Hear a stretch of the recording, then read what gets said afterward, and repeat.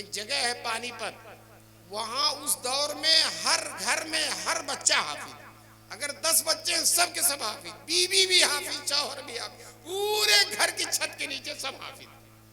اب وہاں ایک انگریز افسر قرآن جلانے کے لیے متعین تھا، وہ روزانہ گھروں اور مسجدوں میں چھاپے ڈال کر ڈھیر لگاتا اور شام کو آگ لگوا دیتا تھا، قرآن کے نسخوں کو جلاتا تھا۔ ایک مسلمان نے جو وہاں کے رئیس و زمیندار تھے، اس انگریز افسر کی اپنے گھر دعوت کیا، وہ آ گیا دعوت کھانے۔ دعوت کھانے کے بعد کہا ہمارا دستور ہے کہ کوئی معزز مہمان آتا ہے تو ہم اس کو اپنا قرآن سناتے ہیں، تم قرآن سنو گے؟ وہ انگریز اپنی ٹوٹی پھوٹی اردو میں کہتا ہاں ہم سنے گا، ہاں ہم سنے گا۔ اب اس نے محلے کے چھوٹے چھوٹے چھوٹے چھوٹے بچوں کو اکٹھا کر دیا، کہا یہ سب حافظ ہیں، جس سے چاہو سنو۔ ایک بچہ چھوٹا سا کھڑا تھا سامنے، الحمدللہ الحمدللہ نحمدہ ونستعینہ ونستغفرہ ونؤمن بہ ونتوکل علیہ ونعوذ باللہ من شرور انفسنا ومن سیئات اعمالنا من یهده اللہ فلا مضل له ومن یضللہ فلا ہادی له واشهد ان لا الہ الا اللہ وحدہ لا شریک له واشهد ان سیدنا ومولانا محمدا عبدہ ورسولہ صلی اللہ علیہ وسلم۔ اعوذ باللہ من الشیطان الرجیم، بسم اللہ الرحمن الرحیم۔ لا تحرک به لسانک لتعجل به ان علینا جمعہ وقرآنہ فإذا قرأناه فاتبع قرآنه ثم إن علينا بيانه صدق الله العلي العظيم۔ وقال النبي صلى الله عليه وسلم خيركم من تعلم القرآن وعلمه أو كما قال النبي صلى الله عليه وسلم۔ وقرآن جو غذا بھی ہے، دوا بھی ہے، شفا بھی ہے۔ وہ قرآن جو غذا بھی ہے، دوا بھی ہے، شفا بھی ہے، اسی سے ہوتی ہیں سب طے منازل ہائے عرفانی۔ حضرت صدر جلسہ، معزز اور محترم علماء کرام، محترم بزرگوں اور دوستوں، نوجوانان ملت، نیک مائیں اور بہنیں، اللہ کا لاکھ لاکھ کرم ہے، احسان ہے کہ اللہ تعالیٰ نے ہم سب کو اس محبوب مدرسہ مصباح القرآن کے جلسے دستار بندی میں شریک ہونے کا موقع نصیب فرمائے۔ ماشاءاللہ ابھی ابھی آپ کے سامنے بچوں کی دستار بندی ہوگی۔ کتنے بچے حافظ ہوئے؟ 12 بچے قرآن کریم کے حافظ ہوئے ہیں، اور مدرسے کا عظیم الشان کارنامہ آپ کے سامنے ابھی آئے گا۔ اللہ تبارک تعالیٰ مدرسے کی عظمت کو، رونق کو، شان کو اور مدرسے کی خدمات کو قبول فرمائیں۔ دوستو، میں نے جو آیت پڑھی تھی، اس آیت میں اللہ تعالیٰ نے رسول پاک صلی اللہ علیہ وسلم کے حافظ ہونے کا تذکرہ کیا ہے۔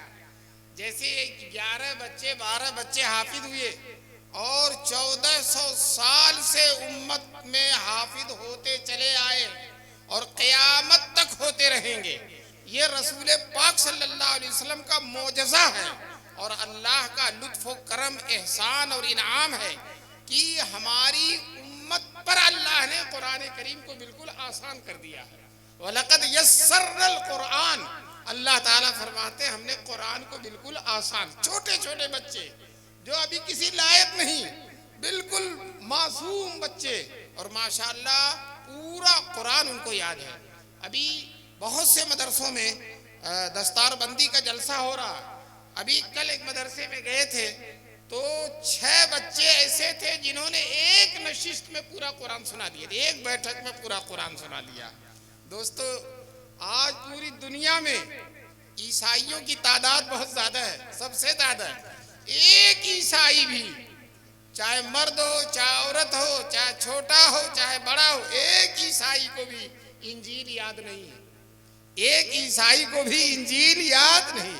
یہودیوں میں بھی بہت ذرائع ہیں، بڑا دماغ ہے اور بہت ہائی فائی اپنے آپ کو کہتے ہیں۔ ایک یہودی کو توریت یاد نہیں ہے. اور ماشاءاللہ قرآن کا حال یہ ہے، چھوٹے چھوٹے بچے 2 سال میں، 2.5 سال میں، 1.5 سال میں، اور بعض بچے 4 مہینے میں قرآن کریم کے حافظ ہو جاتے ہیں. اور دوستو فرفر ایسا پڑھتے ہیں کہ دنیا محو حیرت رہتی ہے. ایک جگہ جلسہ ہو رہا تھا، دستار بندی، ایک بچہ بالکل چھوٹا سا، وہ بھی دستار بندی کے لیے آ کر کھڑا ہو گیا. میں نے کہا تو نے ناظرہ پڑھا ہے؟ تو بڑا سینہ تان کے کہتا میں نے حافظہ پڑھا. میں نے کہا تو ناظرے سے فارغ ہے؟ کہنے لگا ناظرے سے نہیں، حافظے سے فارغ ہے. مسلم شریف کی روایت ہے، رسول پاک صلی اللہ علیہ وسلم سے اللہ تعالیٰ کہتے ہیں اے نبی میں آپ کو ایسا قرآن دوں گا، ایسی کتاب آپ پر نازل کروں گا جس کو کوئی پانی دھل نہیں سکتا اور جس کو کوئی آگ جلا نہیں سکتی. یعنی ختم کرنے کے جتنے ذرائع بھی ہو سکتے ہیں استعمال کر لو، وہ ذرائع ختم ہو جائیں گے لیکن انشاءاللہ قرآن ختم ہونے والا نہیں. پھر فرمایا اللہ تعالیٰ نے اے نبی صلی اللہ علیہ وسلم میں آپ کو ایسا قرآن دوں گا جس کو سوتا ہوا بھی پڑھے گا اور جاگتا ہوا بھی پڑھے گا.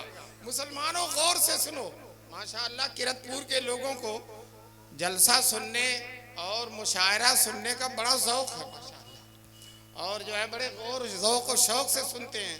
تو آپ غور سے سنیے، فرمایا اللہ تعالیٰ نے، حدیث قدسی ہے جس میں بات اللہ کی ہوتی ہے اور الفاظ رسول اللہ صلی اللہ علیہ وسلم کے ہوتے ہیں. فرمایا کہ جس کو سویا ہوا بھی پڑھے گا اور جاگا ہوا بھی پڑھے گا، دنیا کی اور کوئی کتاب ہو اس کو زیادہ سے زیادہ جاگنے والا پڑھ سکتا ہے لیکن سونے والا نہیں. سونے والا کیسے پڑھے گا؟ لیکن یہ قرآن کا معجزہ ہے اور مسلمانوں کی کرامت ہے اور اللہ کا لطف و کرم ہے کہ اللہ نے فرمایا سویا ہوا بھی پڑھے گا اس کو. یہاں علماء اور حفاظ بیٹھے ہیں، میں آپ کو بتاؤں جو لوگ قرآن کریم کی تلاوت بہت زیادہ کرتے ہیں تو ان کو تجربہ ہوگا، رات میں سوتے سوتے وہ 3 والزیتون پڑھ رہے ہیں، جب کروٹ لیتے ہیں نیند کھلتی ہے تو زبان پر کوئی نہ کوئی آیت ہوتی ہے. ایک جگہ میرا واقعہ ہوا، ایک جگہ بیان کر کے یہی حدیث میں سویا تو جب بھی کروٹ لیتا تھا کوئی نہ کوئی آیت پڑھتا تھا، جب بھی کروٹ لیتا تھا کوئی نہ کوئی، تو سوتا ہوا پڑھ رہا.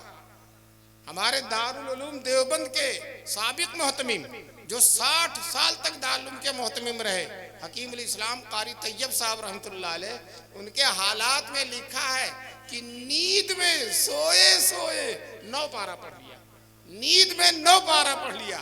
دوستو یہ قرآن کریم کا کرشمہ ہے، قرآن کریم کا معجزہ ہے. اللہ تبارک تعالیٰ قیامت تک اسی طرح سے قرآن کو باقی رکھیں گے، اس لیے کہ اور کتابوں کی حفاظت کی ذمہ داری اللہ نے نہیں لی. توریت، انجیل، زبور، صحف ابراہیم، بہت ساری کتابیں آئیں لیکن ان کی حفاظت کی ذمہ داری اللہ نے نہیں لی، اور قرآن کی حفاظت کی ذمہ داری اللہ نے لی. فرمایا انا نحن نزلنا الذکر و انا لہ لحافظون، ہم نے قرآن اتارا اور ہم قرآن کی حفاظت کریں گے. ان دشمنوں کو پتہ ہی نہیں کہ اللہ نے جب اس کی حفاظت کی ذمہ داری لے لی ہے تو جسے اللہ رکھے اسے کون چکھے. انگریزوں نے اپنے دور حکومت میں یہ طے کر لیا تھا کہ ہماری حکومت ہو گئی ہے، بڑی شان ہماری، زبردست حکومت ہے، ہم نے بہادر شاہ ظفر کو رنگون میں قید کر دیا ہے اور مسلمانوں کے ہاتھوں ہم نے سے لال قلعہ اور تاج محل چھین لیا ہے. بڑے غرور میں تھے. برطانیہ کی پارلیمنٹ میں یہ تجویز منظور ہو گئی کہ ہندوستان سے قرآن کو مٹا دینا، ختم کر دینا ہے.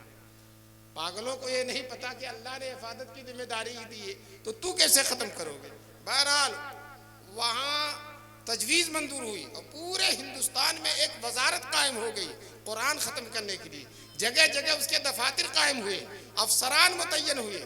دیوبند کے قریب ایک جگہ ہے پانی پت، وہاں اس دور میں ہر گھر میں ہر بچہ حافظ، اگر 10 بچے ہیں سب کے سب حافظ، بیوی بھی حافظ، شوہر بھی حافظ، پورے گھر کی چھت کے نیچے سب حافظ. اب وہاں ایک انگریز افسر قرآن جلانے کے لیے متعین تھا.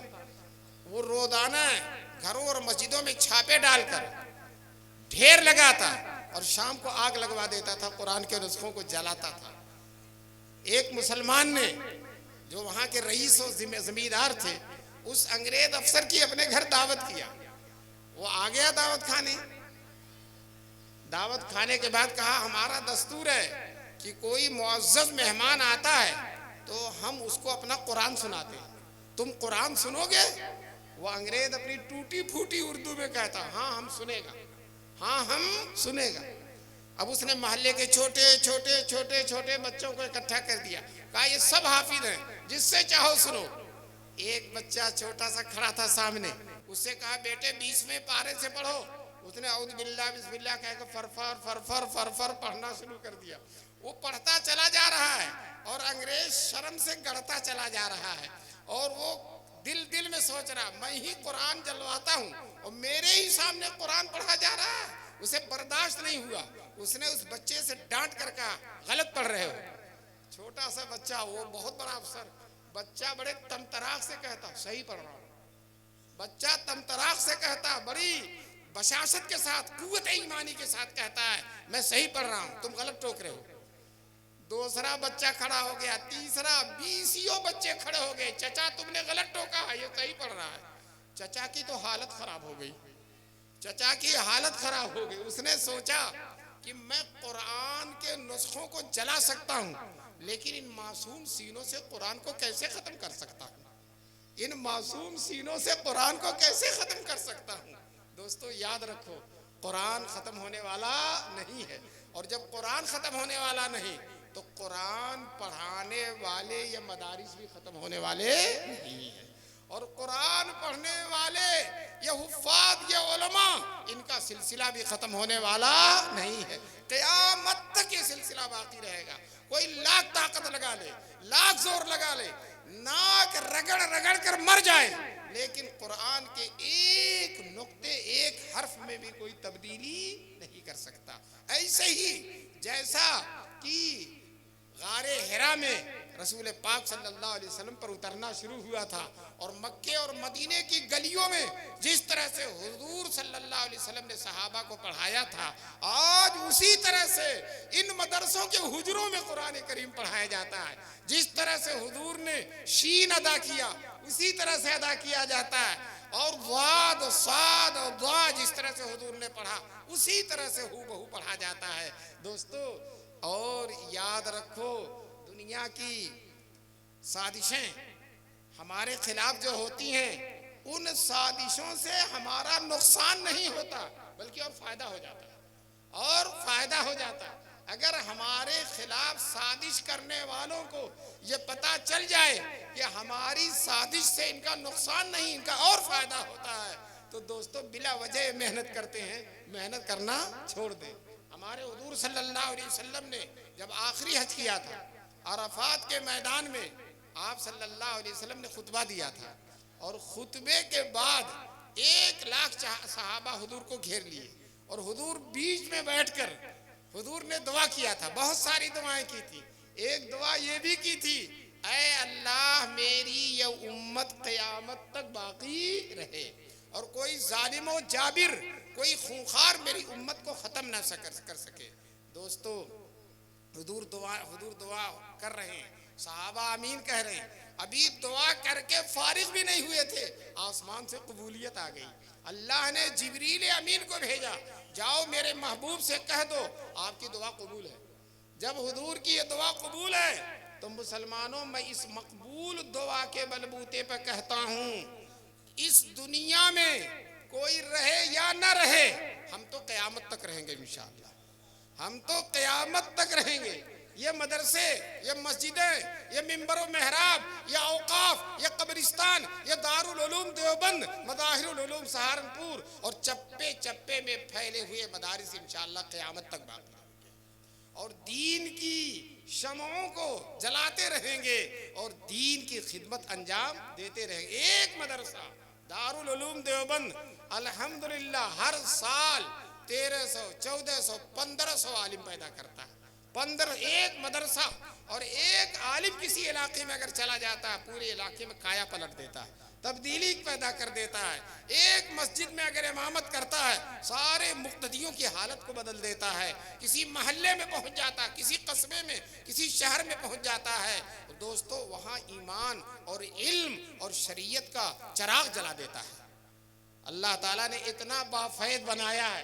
دارالعلوم دیوبند کے جو بانی ہیں مولانا قاسم نانوتوی رحمۃ اللہ علیہ, انہوں نے بچپن میں خواب دیکھا تھا میں خانہ کعبہ کی چھت پر ہوں اور میرے جسم سے دودھ کی نہریں نکل کر ہر طرف جا رہی ہیں. یہ خواب دیکھا تھا. کسی عارف کامل نے اس خواب کی تعبیر یہ بتلائی تھی, یہ بچہ بڑا ہو کر حضور صلی اللہ علیہ وسلم کے دین کی ایسی خدمت کرے گا, ایسی خدمت جس کا فیض پوری دنیا میں جائے گا, جس کا فیض پوری دنیا میں جائے. آج کسی جگہ چلے جائیے, ہم اگر کہیں جاتے ہیں تو وہاں لوگ ملتے ہیں, کہتے ہیں مولانا آپ سے فلاں کتاب پڑھی ہے, دوسرا کہتا میں نے فلاں کتاب پڑھی. کسی گاؤں میں بھی چلے جائیے, الحمدللہ دارالعلوم دیوبند کا فیض ہے. امام حرم دیوبند میں تشریف لائے تھے, اپنی تقریر میں کہا میں دنیا کے ہر ملک میں گیا اور جہاں بھی گیا مجھے دارالعلوم دیوبند کا فیض سورج اور چاند کی طرح چمکتا ہوا نظر آیا پوری دنیا میں. دوستو ابھی ہم فیجی گئے تھے, مولانا نعمت اللہ صاحب جو بڑے بھاری محدث ہیں دارالعلوم کے ساتھ, جہاد پر میں دنیا کا سب سے پہلا ملک, وہیں سے دنیا شروع ہوتی ہے, اس کے آگے دنیا ہے ہی نہیں. چلتے چلتے چلتے 15-16 گھنٹے میں جہاد وہاں پہنچا. جب جزیرے میں اترے تو دیکھا بخاری پڑھائی جا رہی ہے, دورے تک کی تعلیم ہے. ہم نے ان علماء سے پوچھا آپ حضرات کہاں سے پڑھ کر آئے ہیں؟ کہنے لگے دارالعلوم دیوبند سے پڑھ کر آئے. کہاں کہاں تک فیض پہنچا ہوا ہے. دوستو اس فیض کو کوئی ختم نہیں کر سکتا. آپ کا یہ مدرسہ مصباح القرآن اور چپے چپے میں, مسجدوں میں, گلیوں میں, حجروں میں جو مدرسے اور مکتب خدمت انجام دے رہے ہیں, سب فیض اور جلوہ اور کرشمہ ہے دارالعلوم دیوبند کا. انگریزوں نے اپنے زمانے میں ایڑی اور چوٹی کا زور لگا دیا تھا کہ دارالعلوم دیوبند کو بند کر دیا جائے, بڑی کوشش کی. میں آپ سے ایک سوال کرتا ہوں, بتاؤ دارالعلوم دیوبند بند ہوا یا انگریزی بند ہو گیا؟ انگریزی ہی بند ہو گیا. یہ ایک نمونہ ہے, ایک مثال ہے. ہم نہیں بند ہوں گے, ہمیں بند کرنے والے ہی بند ہوں گے انشاءاللہ. یہ اللہ تعالیٰ کی نصرت ہے حضور کی امت پر اور اس دین پر, اور اللہ تعالیٰ کی نصرت کبھی ختم ہونے والی نہیں. اللہ نے جب قرآن میں فرما دیا لِيُظْهِرَهُ عَلَى الدِّينِ كُلِّهِ, اللہ نے رسول کو اور دین کو بھیجا ہے تاکہ دنیا کے سارے دینوں پر غالب کر دے. تو جو اللہ کہہ رہے ہیں وہی ہو کر رہے گا. لاکھ سازشیں ہوتی رہیں لیکن انشاءاللہ ہم, ہمارا دین, ہماری شریعت, حضور کا پیغام, حضور کا لایا ہوا قرآن, حضور کی بتلائی ہوئی حدیثیں انشاءاللہ ساری دنیا پر غالب رہیں گے. آج یہ بچے جو حافظ ہوئے ہیں میں ان کو بہت مبارکبادی دیتا ہوں, اور اس مدرسے کے اساتذہ, ذمہ داران, کارکنان, معاونین, محتمم صاحب, کمیٹی کے لوگوں کو مبارکبادی دیتا ہوں کہ آپ کی محنت سے اتنے بچوں کے سینے میں اللہ نے قرآن پہنچا دیا, سینے میں قرآن منتقل کر دیا. یہ بہت بڑا کارنامہ. کیرتپور کے لوگوں بتاؤ 11 بچوں کا حافظ ہو جانا یہ کوئی 12 بچوں کا حافظ ہو جانا یہ کوئی معمولی بات نہیں. ایک بچہ اگر حافظ ہو, پورے کیرتپور کی دولت لگا دی جائے اور اس کے بدلے میں ایک بچہ بھی حافظ ہو جائے تو نفع سودا سستا ہے. اور ماشاءاللہ 12 بچے حافظ ہیں. بتاؤ مدرسے نے عظیم الشان کارنامہ انجام دیا کہ نہیں؟ ارے کام کر رہا ہے کہ نہیں مدرسہ؟ بہترین کام کر رہا ہے. مدرسوں, مسلمانوں ان مدرسوں کی طرف توجہ رکھو, ان مدرسوں کی خدمت کرو, انشاءاللہ تم کو رسول پاک صلی اللہ علیہ وسلم کی شفاعت ملے گی. یہ مدرسے حضور کے دین کے خادم ہیں. حدیث میں رسول پاک صلی اللہ علیہ وسلم فرماتے ہیں جو بچہ حافظ ہو جاتا ہے اللہ تعالیٰ میدان محشر میں اپنے سامنے اس کو کھڑا, اللہ کے سامنے کھڑا ہوگا, اور اس کے ابا کو بھی بلائیں گے, وہ بھی کھڑے ہو جائیں گے, اور بیٹے سے کہا جائے گا پڑھو, بیٹا پڑھتا جائے گا, ایک آیت پڑھے گا اور باپ کا ایک درجہ, بیٹا پڑھتا جائے گا اور باپ کا درجہ بڑھتا چلا جائے گا.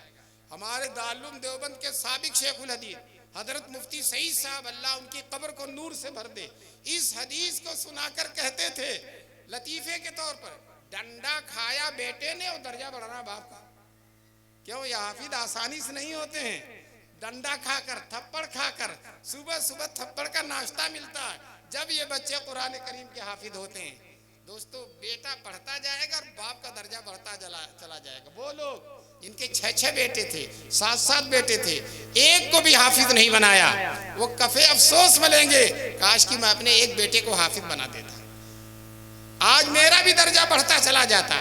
آج دنیا میں مادیت کا غلبہ ہے، ہر آدمی سوچتا ہے میرا بیٹا آگے بڑھے، میرا بیٹا آگے بڑھے، اور اتنا آگے بڑھا دیتے ہیں کہ وہ باپ کے کام کا بھی نہیں رہتا، اتنا آگے بڑھا دیتے ہیں باپ۔ اگر حافظ بناؤ گے، عالم بناؤ گے، دیندار بناؤ گے، تم قبر میں رہو گے اور تمہارا بیٹا تمہارے لیے دعائیں مغفرت کرتا رہے گا، ایصال ثواب کرتا رہے گا۔ حدیث میں ہے مردہ قبر میں سب سے زیادہ اس بات کا انتظار کرتا ہے میرے گھر والے میرے لیے کیا کر رہے ہیں، کون ہے جو صدقہ کر رہا، کون ہے جو قرآن پڑھ رہا، کون ہے جو میرے لیے ایصال ثواب کر رہا۔ دوستو یاد رکھو، اگر حافظ اور عالم بناؤ گے انشاءاللہ مرنے کے بعد بھی یہ تم کو یاد رکھیں گے، تمہارے لیے دعائیں مغفرت کریں گے۔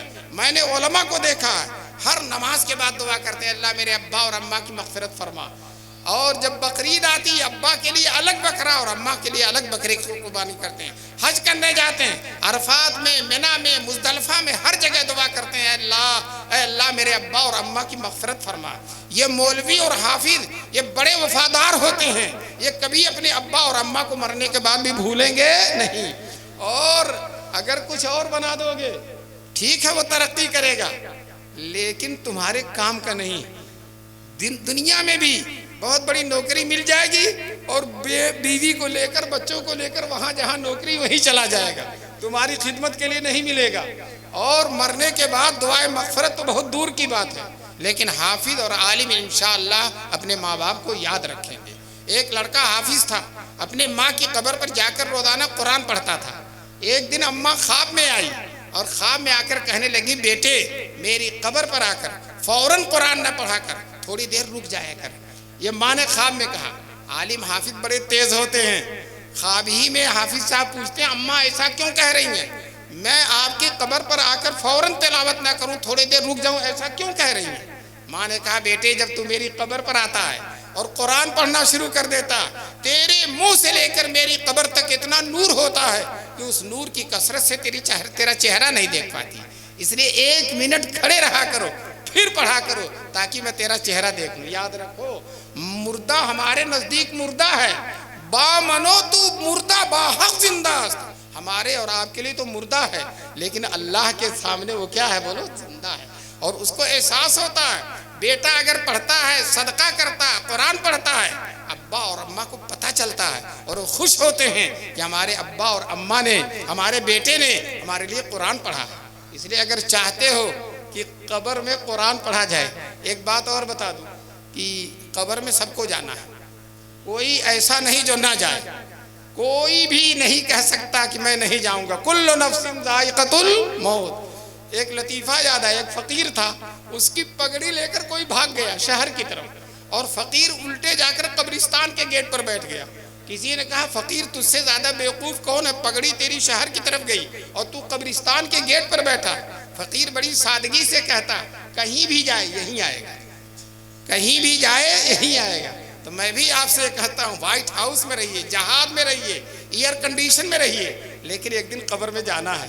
چلے جاؤ گے خالی ہاتھ جب کی حکم داور ہو، فقط ایک قبر کا گوشہ نہ تکیہ ہو نہ بستر۔ اعمال کام آئیں گے، اولاد کام آئے گی، بیٹا جو عالم اور حافظ ہو گیا وہ کام آئے گا۔ اللہ تعالی ہم سب کو اس بات کی توفیق نصیب فرمائے کہ ہم اپنے بیٹوں کو عالم اور حافظ بنائیں۔ ایک بات اور بتا دوں، بہت سے لوگ ڈرتے ہیں حافظ ہو جائے گا 12,000 10,000 تنخواہ ہوگی، اس میں اس کا کام کیسے چلے گا؟ میں کہتا ہوں اللہ ایسا چلاتا ایسا چلاتا ایسا چلاتا 1.5 لاکھ والوں کا بھی تنخواہ پانے والوں کا وہ کام نہیں چلتا جتنا اس مولوی اور حافظ کا چلتا۔